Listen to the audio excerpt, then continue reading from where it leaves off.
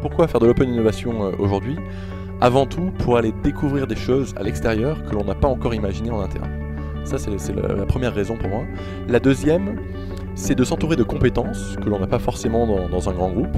Je pense notamment à tout ce qui est digital, à des développeurs, à de la robotique, à de l'intelligence artificielle, qui n'existe pas forcément, en tout cas dans un groupe comme Bouygues Construction, et chez d'autres.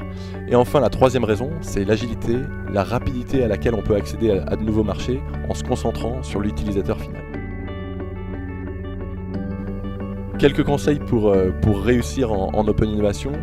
La première, c'est passer le plus rapidement possible à l'expérimentation.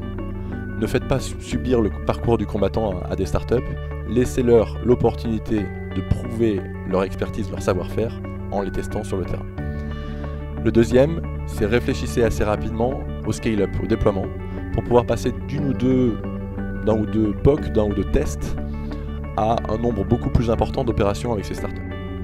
Dernier conseil, acculturer les collaborateurs d'un grand groupe pour qu'ils soient suffisamment ouverts d'esprit, suffisamment agiles, suffisamment adaptables pour pouvoir travailler avec des sociétés, des entrepreneurs qui ont une culture et un rapport au travail radicalement différents. Quand on travaille avec des startups aujourd'hui, et on le voit très bien au niveau des fonds d'investissement, on investit, on travaille avant tout avec de l'humain. Et on investit avant tout dans un capital humain et dans une équipe. Et dans sa capacité à pouvoir se réinventer, à pouvoir rebondir, à pouvoir pivoter, comme on dit en open innovation, pour pouvoir, encore une fois, le plus rapidement possible, s'adapter au marché et le pénétrer.